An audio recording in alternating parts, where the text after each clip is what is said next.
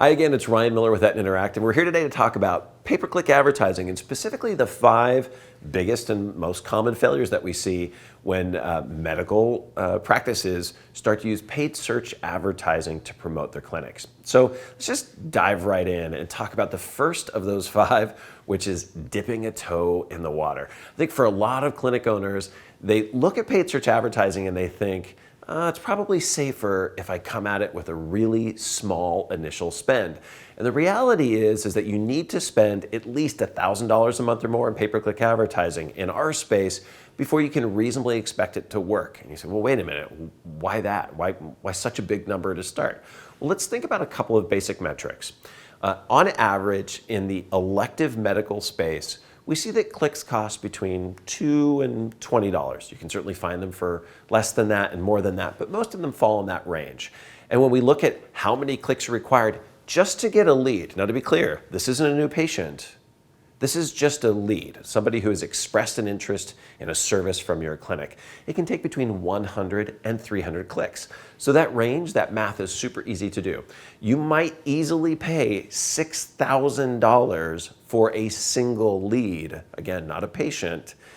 And with that in mind, when you start out by spending just a couple of $100s in PPC because you want to test the waters, it's really likely that you might actually not spend enough to net and attract a single patient. All right, the second big thing that we see that goes wrong with PPC is what we call in the industry ego bidding. I couldn't think of any better example of ego here than Johnny Depp in his role as Jack Sparrow. So the position, we have to recognize that top position, that number 1 spot, it feels super attractive. And our instinct says, well, if I'm in the top position, I have to be profiting, right? Well, if we think about the math that we just talked about, we see that that's definitely not the case. It's easy to pay more for a new patient than you can actually earn from doing the case. So with that in mind, you have to recognize that top position doesn't always mean top performance. And very often, we'll actively bid to the second or third positions that are still very, very visible, but much more affordable in order to meet our financial goals.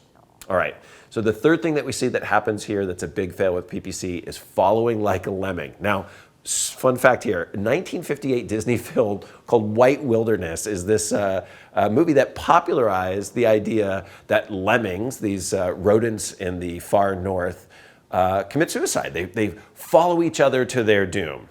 What actually happened was that Disney's TV producers, trying to get drama for their movie, they actually pushed these little rodents off a cliff and filmed them falling to their deaths.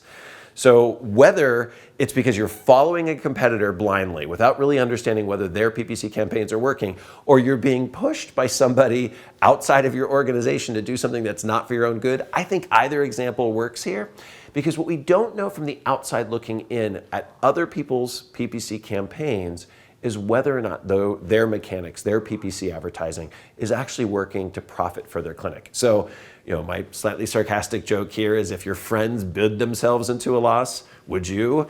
The reality is that we need to be careful to make sure that the selection of procedures, the geographic targeting, and the spend levels make sense. And even things that work well for your friends or that appear to work well for competitors, that we need to interrogate them carefully to decide if they're actually right for your practice. The fourth big thing that we see go wrong with pay-per-click advertising is really paying a price for low quality, which specifically is about not understanding Google's quality score system. They consider a bunch of stuff.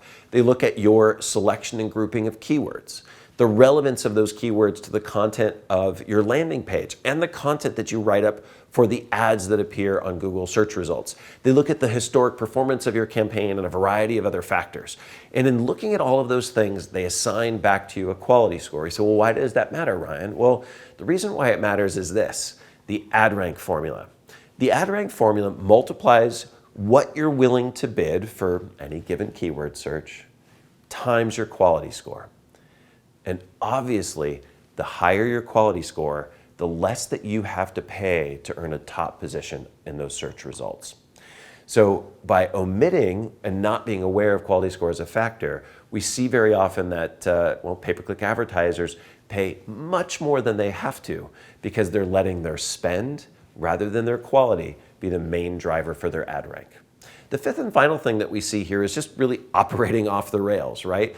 That it's like a wreck waiting to happen because we don't have the governing factors that signal us when we might have a problem or risk in our campaign. So we need to install guides that help to keep our pay-per-click advertising on track. These are things like, well, inside of a campaign, we can install what are called negative keywords to drain off the impressions that you're paying for that aren't resulting in attracting new patients. And from the outside, we can have key performance indicators like target cost per click or target cost per lead, as well as monitoring of conversions inside of our office to make sure that the factors that are driving the economics of our pay-per-click advertising, that those are staying on track so that we don't run into a territory where we're actually losing money while we're using pay-per-click advertising.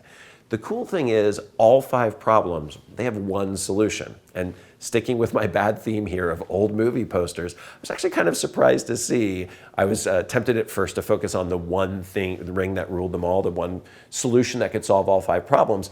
But I think what was really, really interesting was that there was actually an alternate movie poster that was in circulation at the same time, which read, "Power can be held in the smallest of things."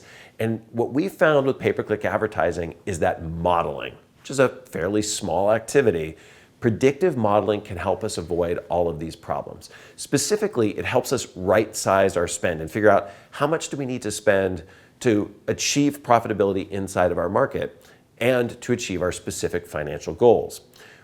We can define through this process specific bid limits and optimal positions, whether it's 1, 2, or 3, that's going to drive the performance we want out of our campaign.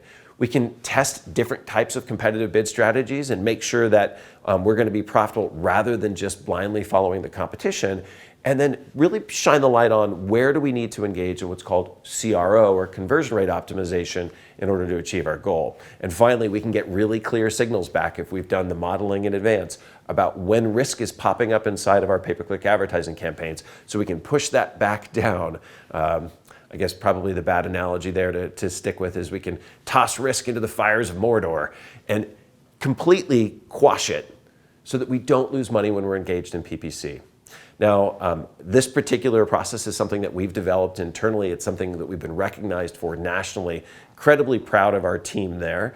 Not only are we a Google Premier partner, among the top 3% of all the agencies who are managing paid advertising, but recognized at the end of 2018 as being one of the top 8 agencies in all of the Americas for helping businesses grow online. So the bottom line here is that modeling, the predictive modeling, is a process you can do for yourself. You can turn to an expert for help, but you can completely de-risk paid search advertising as long as you're employing the right tools. So, as always, if you have any questions, I invite you to email me directly at ryan@etnainteractive.com, and hopefully as well you'll follow us both on social media and by subscribing to our newsletter.